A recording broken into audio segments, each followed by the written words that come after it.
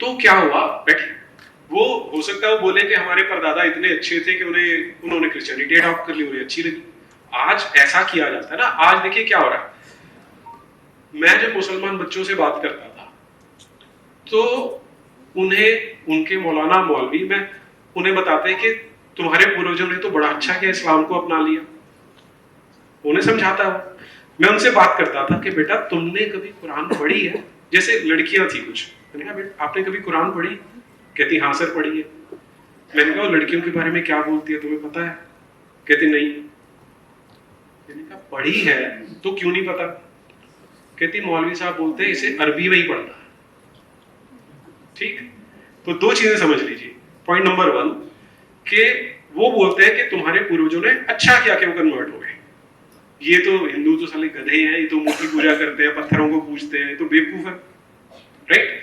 ऐसे ही अगर आप आज क्रिश्चियन बन जाते हैं तो हो सकता है 4 पीढ़ी बाद आपका पड़पोता बोलेगा यार मेरे तो पूर्वज बड़े अच्छे थे, वो क्रिश्चियन बन गए। लेकिन मैं बिल्कुल बेसिक क्वेश्चंस में आना चाहता हूं कि क्यों आप क्रिश्चियन नहीं बनना चाहेंगे? हाँ जी आप बताइए। हम पैगंबर को भी मानने को तैयार है, हम यीशु को भी मानने को तैयार है। अगर वो ये कहता है कि सन ऑफ गॉड हूं मैं, तो वो गॉड भोलेनाथ को मान ले। ये तो लड़ाई है, फिर आप लड़ रहे हो नहीं? एक ही गॉड है भोलेनाथ। ओके एक मिनट, ठीक है बैठिए,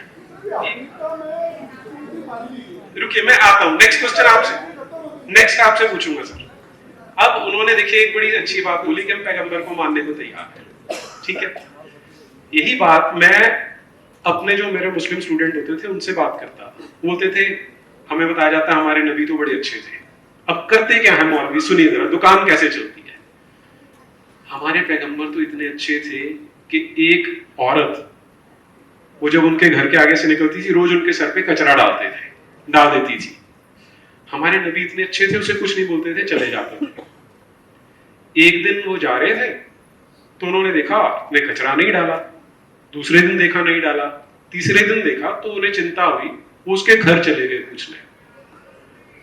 तो वो बीमार पड़ी थी, वो उठ भी नहीं पा रही थी, तो उन्होंने उसे गिलास में पानी डाल के पिलाया। तो वो बेचारी बड़ी शर्मिंदा हुई कि मैं तो इस पे कचरा डालती थी, ये तो इतना अच्छा व्यक्ति है। तो इतने अच्छे थे हमारे नबी, राइट? आप सब आज जब घर जाएंगे, आप सबसे मेरी एक रिक्वेस्ट है, एक छोटा सा काम कीजिएगा। यूट्यूब पे जाके नाम डालेगा सरमद अहमद, SARMAD, सरमद अहमद, पाकिस्तान का रहने वाला, आजकल वो इंग्लैंड में रह रहा है। ये मैं नाम क्यों बोल रहा हूं उस पर आता हूं। अब इस मोहम्मद का असली जीवन कैसा था, उसमें ऐसी कभी कोई घटना थी नहीं, पॉइंट नंबर 1। दूसरा, उसने अपने जीवन काल में कई महिलाओं की स्पेसिफिकली बोल के हत्याएं करवाई। और किस लिए करवाई? कि एक लेडी ने एक पोएम बना दी जो मोहम्मद को क्रिटिसाइज करती थी। उसने क्या बोला कि मुझे इस औरत से कौन छुटकारा दिलाएगा। तो उसका एक चेला था, बोला मैं मार दूंगा। उसका कोई पति वति था नहीं उस लेडी का। रात को वो सो रही थी मदीना में, उसकी छाती पे उसका बच्चा था, दूध पीने वाला बच्चा। उसने उसे साइड पे किया, तलवार लेके घोंप दी उसके अंदर, और तलवार मंजे उसके बेड में से पास होके नीचे तक चली गई और वो मर गई। अगले दिन सुबह ही मस्जिद में जाता है, मोहम्मद को बोलता है मैंने काम कर दिया, लेकिन कुछ गड़बड़ तो नहीं होगी? तो कहता है उस औरत के लिए तो 2 जंगली बकरियां भी आपस में सर नहीं टकराएंगी, तुझे कोई नहीं कुछ कहने वाला। This is just one example. अब ये जो सरमद अहमद की मैं बात कर रहा हूं, वो पाकिस्तान में था, मुस्लिम था और तबलीग करता था, वो दूसरों को मुसलमान बनाता था। तो वो एक दूसरे मुसलमान को इंटरव्यू दे रहा है यूट्यूब पे, अगर आप चाहेंगे तो। दूसरे का नाम है फरहान कुरैशी। तो बता रहा है, कहता कि हम तो बचपन, कहता मैंने जब मोहम्मद को पढ़ना शुरू किया तो मैं तो चौंक गया कि इस आदमी को कोई अच्छा कैसे कह सकता है, जिसने अपने जीवन में महिलाओं को गुलाम बना के बेचा, उनके रेप किए, छोटे छोटे बच्चों को मंडियों में ले जाके बेचा। ये उसकी ऑथेंटिक जो बायोग्राफी है उसके अंदर आता है। तो कहता मैं तो शॉक था। तो कहता लेकिन मैं तो अब इस सरमद अहमद की आयु अब लगभग 70 वर्ष होगी, तो हम तो बचपन से उस मोहम्मद को सुनते बड़े हुए थे जो कचरे वाली औरत की कहानी बताते थे। कहता कि फरहान मैं तो शॉक था कि हम उसे सुनते आए और ये तो सारा झूठ है, ऐसी कोई हदीस है ही नहीं, ऐसी कोई स्टोरी है ही नहीं है। ये आपको मैं इसलिए आपके साथ शेयर कर रहा हूं कि अब इसमें कहानी कहां आती है कि जो बच्चा होता है ना वो बड़ा इनोसेंट होता है। अगर वो मौलवी बच्चों को असली कुरान पढ़ने देगा तो बच्चा समझ जाएगा कि यार ये जो मेरे साथ के हैं जो हिंदू हैं मैं इन्हें क्यों मारूंगा। ये ऐसा कोई गॉड कैसे हो सकता है जो बोलता है कि इनकी हत्या करो, लेकिन कुरान में बार बार लिखा हुआ कि मारो इनको। ये इस तरह से एग्जाम्पल मैं मौलवी का दे रहा हूं, लेकिन आप पास्टर का फादर पे एग्जैक्टली वही चीज लगा सकते हैं। मेरे पास एक बच्ची आती थी, जब टेस्ट हुआ एक दिन संडे को टेस्ट चल रहा था तो उसने पहले टेस्ट अपना खत्म कर दिया, तो बाकी अभी टेस्ट दे रहे थे वो मेरे पास मेरे ऑफिस में आके बैठ गई। तो ऐसी कोई बात चली, मैंने कहा कि अब मैं तो फिजिक्स पढ़ाता हूँ, नॉन मेडिकल का सब्जेक्ट था, 12th क्लास की बच्ची थी। मैंने कहा एंट्रेंस की तैयारी शुरू कर दी। बोली नहीं सर मुझे तो नन बनना है। तो वो मुझे बड़ा अटपटा लगा। मैंने कहा क्यों नन क्यों बनना है? कहती सर इससे अच्छा कोई प्रोफेशन नहीं हो सकता, इससे अच्छा कोई रिलीजन नहीं हो सकता। तो तब मैं कुछ नहीं जानता था इसके बारे में, रिलीजन मजहब मुझे कुछ पता ही नहीं था। मैंने कहा अच्छा, मुझे भी क्यूरियोसिटी, मैंने कहा मुझे देना बाइबल, मैं भी पढ़ के देखूंगा। कहती लो सर, उसके बैग में ही थी छोटी सी बाइबल, उसने मुझे दे दी। तो मैंने उसे पढ़ा तो ठीक ठीक सी थी, मुझे कुछ ऐसा स्पेशल नहीं लगा उसमें। तो हमारे घर से थोड़े डिस्टेंस पे चर्च थी, मैं वहां गया, वहां से मैं बड़ी बाइबल लेके आया और उसे पढ़ना शुरू किया। तो बाइबल में मतलब वो मेरे लिए इतना बड़ा शॉक था कि इसे कोई होली बुक कैसे कह सकता है, कि सिर्फ इसलिए दूसरे को मार दो क्योंकि दूसरा क्राइस्ट को नहीं मान रहा। तो अगर अब उस बच्ची के साथ क्या किया जा रहा था, उसे वो बाइबल का वर्जन दिया जा रहा है जिसमें ऐसी चीजें नहीं है। मौलवी उन्हें अरबी में पढ़ा देता है, पास्टर उन्हें दूसरी बाइबल लाके दे देता है। ये माइंड कंट्रोल है सारे का सारा। हम हिंदू आज तक यही नहीं समझ पाए कि वहां पर वो कैसे कंट्रोल करके रखते हैं। हम कभी बोलते हैं कि भगवत गीता को हम छुपा के रखेंगे, हम नहीं पढ़ने देंगे। आपको राम के लिए नकली कहानी बनानी पड़ती है क्या? हम तो गर्व से बोलते हैं कि मर्यादा पुरुषोत्तम है, ये उन्होंने किया था। और अगर कोई कमी थी तो हम आज भी हम बोलते हैं कि यार उन्होंने क्यों अग्नि परीक्षा ली, हमारे तो क्वेश्चन पूछने दिया जाता। वहां वो अब ये जो बच्चियां थी, मुस्लिम बच्चियां थी, पहली बार जब जिहाद की बात हुई तो कहती सर हम पूछेंगे। मैंने कहा बिल्कुल पूछना चाहिए तुम्हें। तो कहती हम अगले दिन आई, बड़ी हंस रही थी। मैंने कहा क्या हुआ? कहती है मस्जिद से आगे से निकल रहे थे तो मौलवी साहब बाहर अंदर बैठे थे, हमने उन्हें बुलाया तो बाहर आए। कहती हमने उनसे पूछा कि जिहाद का क्या मीनिंग होता है। तो कहती एकदम से उनका रंग उड़ गया, तो मुझे बताने लगे कि अंदर की स्ट्रगल होती है। तो मैंने उन्हें बता दिया था ये वाली आयतें हैं। कहती सर जब हमने आयतें बताई तो बोले अच्छा ये मैं तुमसे फिर बाद में बात करूंगा। तो वो मौलवी उनसे, वो इसलिए खुश थी कि वो मौलवी जो उन्हें रोज डराता था वो डरती थी उससे, वो उनसे डर के भाग गया। और छोटी छोटी बच्चियां 11वीं 12वीं की बच्चियां थी। तो हमारे लिए जो आवश्यक है वो पहले तो ये समझना कि इनकी नेचर क्या है। लेकिन मैं फिर उसी मूल क्वेश्चन पे आता हूं कि अगर हम सारे क्रिश्चियन बन जाएं तो प्रॉब्लम क्या है, और वो क्यों कन्वर्ट करना चाहते हैं उसको हम समझने की कोशिश करेंगे। एक एग्जांपल शेयर करता हूं, रियल लाइफ एग्जांपल है ये। भारत में उस समय गोवा और उसके आसपास पुर्तगालियों का शासन था। एक फ्रेंच डॉक्टर आया हुआ था यहाँ पर। एक क्रिश्चियंस के घर में एक बच्चा बीमार था, उन्होंने डॉक्टर को इलाज करने के लिए बुलाया। तो उस बच्चे के बेड के पास जो क्रॉस होता है वो रखा था। क्रॉस और क्रूसीफिक्स में अंतर होता है, आपको किसी को पता है क्रूसीफिक्स क्या होता है? क्रॉस होता है, सबने देखा होगा क्रॉस, लेकिन अगर उस पे क्राइस्ट ऐसे बना हुआ तो उसे क्रूसीफिक्स बोलते हैं। तो बच्चा उस क्रूसीफिक्स को माथा टेक रहा था। तो इस फ्रेंच ने, डेलॉन नाम था उसका, उसने बच्चे को बोला बेटा इससे कुछ नहीं होगा, मैं तेरा इलाज करूंगा। ठीक, इतनी सी बात उसने बोली थी। ये बात पता चल गई वहां के फादर को। उस फादर ने उन लोगों को बताया जो ये चेक करते थे कि कोई क्रिश्चियनिटी के अगेंस्ट तो नहीं बोल रहा, और इतना बोलने पे उसे अरेस्ट कर लिया गया, जो कि स्वयं क्रिश्चियन था। ठीक, उसे पकड़ के लेके जा रहे थे। तो उन दिनों ट्रैवलिंग लंबी होती थी, तो रास्ते में दमन पड़ता था। दमन, गोवा दीव एंड दमन सबने सुना होगा, दमन पड़ता था। वहां पर एक पहाड़ में एक टेम्परेरी जेल बनाई हुई थी उन्होंने, क्योंकि कैदी था तो जेल में डालना था। वो जेल को डिस्क्राइब करता है कि लगभग 15 फीट लंबा, 10 फीट चौड़ा कमरा है, जिसमें 12 कैदी पहले से, मैं 13वां इसके अंदर। उस कमरे के सेंटर में एक खड्डा खुदा हुआ है।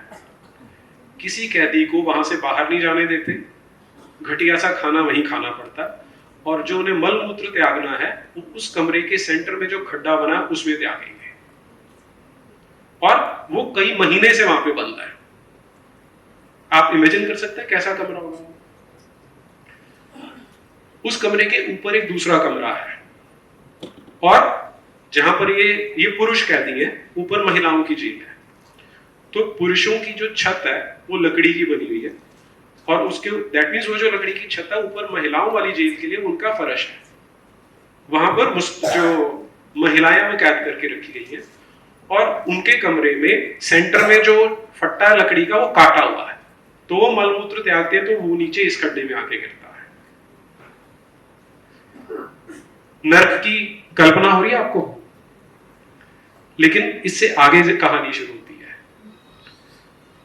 ये उसके लिए ट्रांजिट जेल थी, क्योंकि अभी इसे आगे मेन जगह पे लेके जाना था।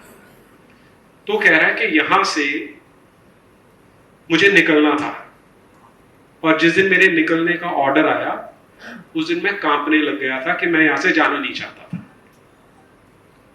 आप सोच के देखिए, ऐसे नर्क में से वो निकलना नहीं चाहता, क्योंकि उसे पता है कि जहां लेके जाएंगे उसकी तुलना में ये स्वर्ग है। अब ये कहानी क्या है? एक शब्द यूज किया, इंक्विजिशन। आप में से कितनों ने शब्द आज से पहले सुना है? 2 3 लोगों ने, ठीक है जी। यहां पर वकील है कोई? अच्छा, वकीलों ने सुना हुआ है, वेरी गुड। ट्रिब्यूनल क्या होता है वकील साहब? ट्राइब्यूनल ये एक तरीके का कोर्ट होता है जहां पे स्पेसिफिक केसेस की ट्रायल की जाती है। बिल्कुल ठीक है जी। तो एक ट्रिब्यूनल बनाया था चर्च ने, जिसे इंक्विजिशन कहा जाता है, और इंक्विजिशन का जो ओरिजिनल नाम था उसे होली ऑफिस कहते थे, आज भी होली ऑफिस कहते हैं। होली ऑफिस से मन में क्या कल्पना आ रही है? पवित्र कार्यालय। उस पवित्र कार्यालय में इसे इस नर्क से लेके जाना था जहां ये जाना नहीं चाहता था। इंक्विजिशन एक ट्रिब्यूनल है, ट्रिब्यूनल था जो चर्च ने बनवाया था, और इसे ऑपरेट कौन करते थे? जो चर्च के मॉन्क होते थे, यानी जो उनके, हम जिन्हें संत बोल देते हैं। कभी भी संत को सेठ से मत कंपेयर कीजिएगा। संत बहुत आदरणीय होते हैं, सेठ कैसे होते हैं हम आगे आज डिस्कस करेंगे। तो ये जो ट्रिब्यूनल बना था उसका काम केवल ये था, ये देखना कि कौन ईसाइयत के प्रिंसिपल्स से भटकता है, और फिर उनको सही रास्ते पे लेके आना। और ये बाइबल के अकॉर्डिंग ही करते थे। बाइबल का एक छोटी सी किताब है उसमें, जिसे ड्यूटेरोनॉमी बोलते हैं, उसका 13वां चैप्टर आप पढ़ के देखेंगे तो उसमें इसका उल्लेख आएगा कि अगर तुम्हें कोई बताता है कि तुमने यहोवा द गॉड को छोड़ के वो किसी और की पूजा करने की बात कर रहा है या करने को कहता है, तो इंक्वायर डिलीजेंटली, इंक्वायर करो, वहां से इंक्विजिशन आता है, और फिर अगर ये सच पाते हो तो उसे मार दो। ठीक, ये है जिसे रिलीजन लव कहते हैं, और बाइबल जिसे होली बुक कहते हैं, ये उसके अंदर है। और अब उसके अकॉर्डिंग क्या क्या किया है हम उस पर चलते हैं।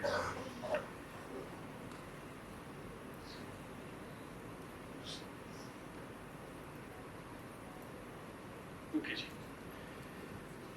जब ये इंक्वायरी करते थे, अब होली ऑफिस में लेके जा रहे हैं।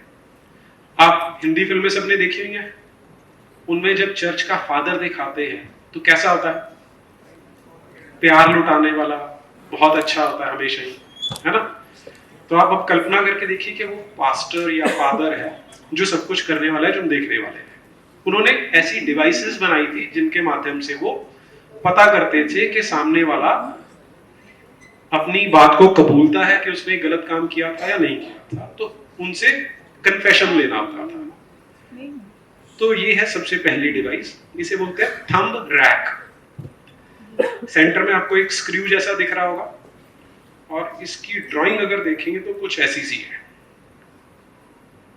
N1, N2, N3, N4 4 कीले ऊपर नीचे लगी हुई, बीच में जगह दिखाई दे रही है। वहां पे जिस व्यक्ति से पूछना है प्यार करते हुए फादर ने, उसके अंगूठे रख के ऊपर से टाइट करना शुरू कर देते थे। अब आप कल्पना करके देखिए कि धीरे धीरे प्यार से टाइट कर रहे हैं फादर, जो लव करते हैं आपको, और पूछ रहे हैं कि बता बेटा क्या किया था। कितनी देर वो बर्दाश्त कर पाएगा इसे? अगर बर्दाश्त कर पाएगा तो उनके पास और भी सॉल्यूशन है। ये ऐसे समझ में नहीं आता, ये सब के सब अलग अलग म्यूजियम्स में रखे हुए उन्होंने। तो इसकी जो आर्टिस्टिक रेंडरिंग है वो ये है कि यहाँ पे बेल्ट या पट्टा डाल देंगे और फिर इसे ऐसे लगा देंगे। इसे बोलते थे हेरेटिक्स फोर्क। ये सब भारत में गोवा के आसपास उस पूरे क्षेत्र में होता रहा है। इसे बोलते हैं स्पेनिश बूट। इसमें अगर आप ध्यान से देखेंगे तो आपको अंदर कीलें दिखाई दे रही है। इसे जो घुटने के नीचे वाला हिस्सा है वहां पर बांध के टाइट कर देते थे और फिर ऊपर हथौड़े से पीटा जाता था।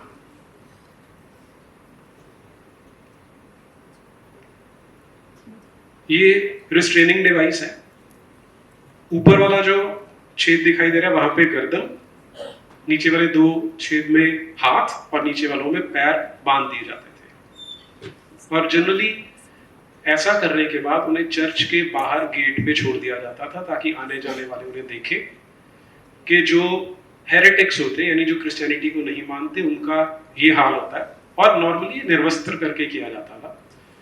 और आने जाने वाले अगर बच्चे थे तो उन्हें एनकरेज किया जाता था कि तुम चाहो तो उन्हें पत्थर भी मार सकते हो। ये उसी की एक और फॉर्म है, ये आप ऐसे देख सकते हैं। ऐसे बांध के छोड़ देते थे। और जो बायोलॉजी जानने वाले लोग हैं उनका कहना है कि इस प्रकार से 3 या 4 दिन में व्यक्ति की मृत्यु हो जाती थी इसमें।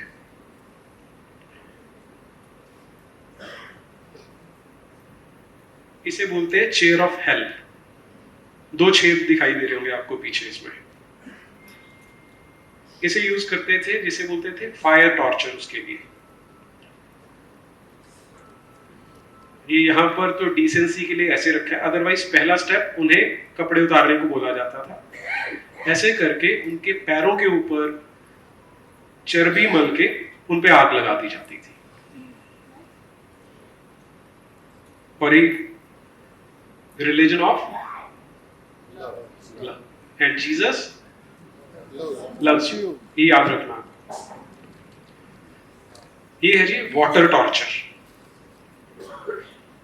दूर आपको किनारे पे 2 छेद दिखाई दे रहे हैं। इधर वाला जो रेलिंग है वहां पे आपको एक चेन जैसा दिखाई दे रहा है और बीच में एक प्रोजेक्शन है। जो दूर 2 छेद दिखाई दे रहे हैं उनमें हाथ डालते थे और इधर जो हथकड़ी, इधर जो चेन है वहां पर पैर बांधते थे और बीच में जो प्लेटफॉर्म दिखाई दे रहा है वहां पे उसकी पीठ टिकी होती थी। अब दैट मीन्स कि सारे शरीर का भार उतने 2 इंच के हिस्से पे पड़ रहा है और स्पाइनल कॉर्ड का भार वहां पे पड़ रहा है। ठीक, कैसा पेन होता होगा जब दोनों तरफ से खींचा हुआ है। लेकिन अभी टॉर्चर शुरू होने वाला है। आपको फनल दिखाई दे रही है वहां पे, वो फनल उसके मुंह में डाल देते थे और फिर उसके मुंह में पानी भरा जाता था। पानी भरते भरते पेट भरता रहेगा और इतना भार हो जाएगा कि जो स्पाइनल कॉर्ड है वो टूट जाती थी। और अगर नहीं टूटती थी ऊपर वो लोहे की रॉड से हिट भी करते थे उन्हें।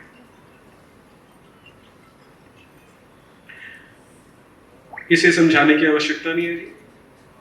चेयर है जिसपे नुकीले कील निकाल रखे हैं और समय के साथ साथ इसमें तरक्की करते गए हैं।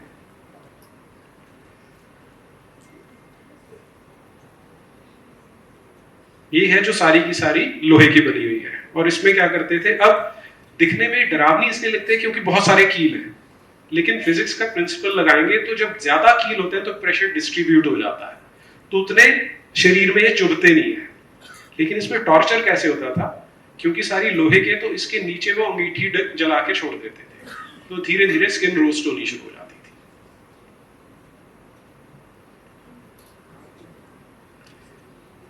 इसे पोर्चुगीज कॉलर कहते हैं। ये गले में डालते थे, गले में डाल के टाइट करके छोड़ देते थे, तो गले को अलग अलग जगह पंचर करता था। अगर तो खुशकिस्मत हुआ तो स्पाइनल कॉर्ड टूट जाएगी, मर जाएगा। लेकिन अगर बदकिस्मत हुआ, स्पाइनल कॉर्ड नहीं टूटी, तो ब्लीडिंग से वो धीरे धीरे 2-3 दिन में उसकी मौत होगी।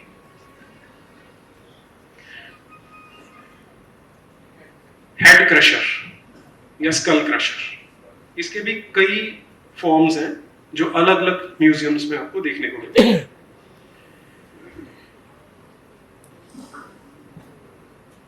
इसमें जो फिर से जो बायोलॉजिस्ट है वो बताते हैं कि जब ये प्रेशर उस पर धीरे धीरे अप्लाई करते थे, तो पहले आंखें बाहर को निकलनी शुरू होती हैं, फिर आंखें आई सॉकेट से बाहर आती हैं, और जो ब्रेन है वो नाक से और कान से निकलना शुरू हो जाता है, तब मौत होती थी।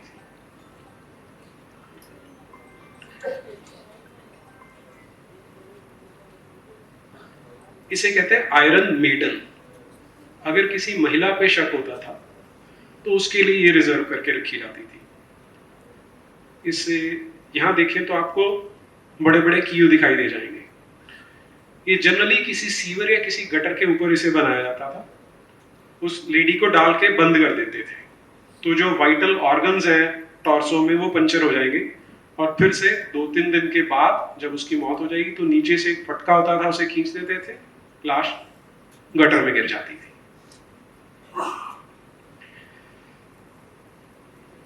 ये ऐसे समझ में नहीं आता क्या है, ये भी रिस्ट्रेनिंग डिवाइस है, ऐसे बांध के उन्हें छोड़ देते थे। रिलीजन ऑफ जीसस, इसे बोलते हैं पियर। इसका जो मैकेनिज्म है, जैसे छतरी होती है, स्क्रू लगा, धीरे धीरे खोलते जाएंगे। इसकी जो ओरिजिनल फोटो है वो ये है, और ये खुला हुआ है। अब देख सकते हैं नोक है आगे और खुलेगा। इसे महिलाओं के जननांग में डाला जाता है।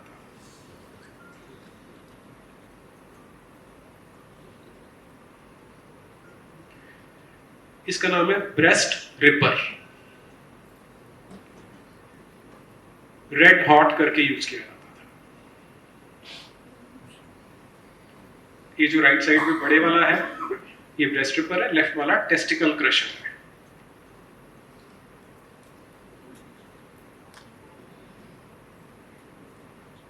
ये है मास्क्स। अब बाइबल के अकॉर्डिंग गॉड एक ही है जो उनके वाला गॉड है, और बाकी आप अगर किसी को मानते हैं तो वो सारे के सारे शैतान हैं, डेविल हैं, सेटन है। राइट। एक कोई उस दिन फिल्म आ रही थी, कोई इंग्लिश फिल्म थी, हॉरर मूवी थी, तो उसमें वो बताते हैं कि वेटिकन में उन्होंने 8 लाख डेविल्स को आइडेंटिफाई किया हुआ है। वो डेविल्स कौन है? जो अलग अलग जगह पे अलग अलग कबीले के जो देवी देवता उनके भगवान होते थे, उन सबको डेविल बोला जाता है। और आप जिस प्रकार के डेविल की पूजा करते थे उसी तरह का मास्क बना के, मेटल का बना के उन पे चढ़ा दिया जाता था, लोहे को लाल करके, गर्म करके। तो इनके अलग अलग शेप्स आपको संसार भर के अलग अलग म्यूजियम्स में है। ये रशिया का म्यूजियम है, पीटरबर्ग, सेंट पीटर्सबर्ग में, वहां खड़ा है। ये आपको सारे अलग अलग उनके डेविल्स दिखाई दे रहे हैं। और इसमें सबसे इंपॉर्टेंट ये है, इसे आप देख के कुछ पहचान सकते हैं। देखिए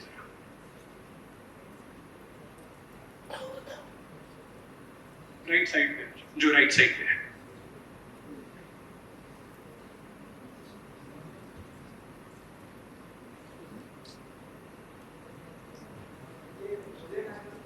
हाँ जी, ये शिव शंकर, तो जो यहाँ भोलेनाथ को मानते थे, आप अगर कोंकण प्रदेश, इधर महाराष्ट्र, मराठवाड़ा वहां जाएंगे तो वहां शैव परंपरा बहुत स्ट्रांग थी। तो वहां पर इस तरह का मास्क बनाकर लोहे के साथ गर्म करके उन्हें डाल दिया जाता था। और अगर आप ध्यान से देखें, आपको वो जो दोनों तरफ राइट साइड में दिखाई दे रहा है, आपको दो चाकू जैसे दिखाई दे रहे होंगे, उनसे उनको नीचे करके दोनों कान काट दिए जाते थे।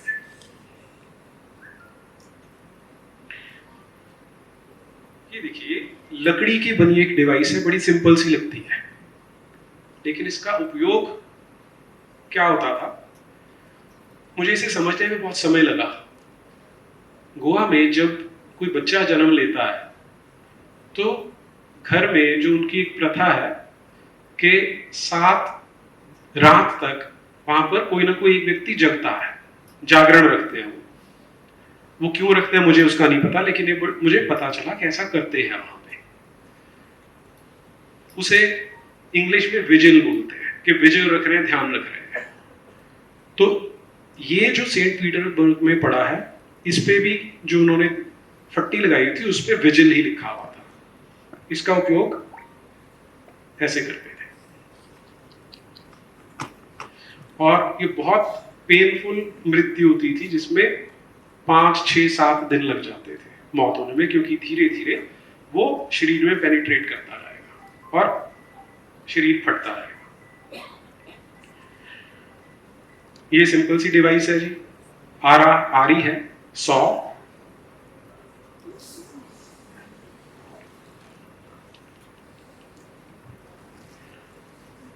इसे रैक बोलते हैं। दोनों तरफ से बांध दिया और इधर पुली सिस्टम लगा, खींचना शुरू कर देते थे। तो हाथ और पैर ऑपोजिट डायरेक्शन में खींचते जा रहे हैं।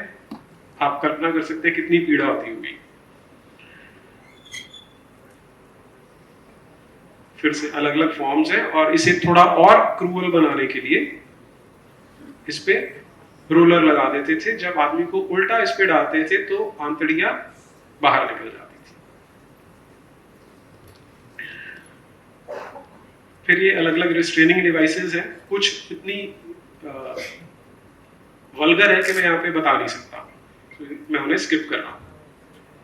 ये नी क्रशर है जी, घुटने तोड़ने के काम में आता था।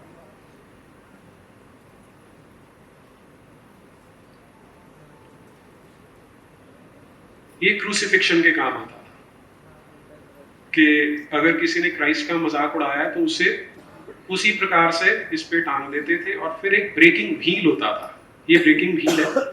इसे अगर आप ध्यान से देखेंगे तो आपको इसके 3 जगह पे ब्लेड लगा हुआ दिखाई देगा, बड़े बड़े ब्लेड्स लगे हैं। तो ये व्हील उनके ऊपर से चला के ले जाते थे और अंग उनके कट जाते थे।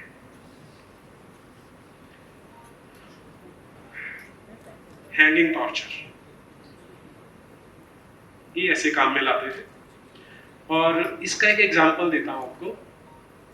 इंग्लैंड का एग्जांपल है कि एक पति पत्नी अपने बाहर लॉन में बैठे, सुबह चाय या कॉफी जो भी पी रहे थे वो, तो ये जो सारा काम था ये मॉन्क्स का होता था। वो 2 मॉन्क थे जिन्होंने काला लबादा पहना हुआ था, और वो उनके घर के आगे से नंगे पांव चलते जा रहे थे। अब ये जो पति पत्नी है, जो पति है वो अपनी पत्नी को बोलता है कि यार ऐसा गॉड इनसे खुश हो जाएगा क्या? ये अपने आप को सोचते हैं कि गॉड इनसे खुश होगा। ऐसा ही उसने सेंटेंस बोला और वो उन्होंने सुन लिया, और उतना उनके लिए सफिशिएंट था। उस जो पति था उसे ये वाला टॉर्चर दिया था। और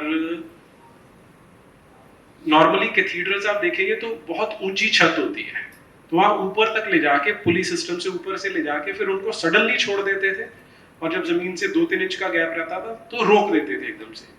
तो झटके से शोल्डर्स डिसलोकेट हो जाते थे, पेल्विक गर्डर डिसलोकेट होता था, और अगर पैरों में लोड बंधा हुआ है तो जो टखने हैं वहां से डिसलोकेट हो जाते थे, और फिर बहुत पेनफुल डेथ होती थी।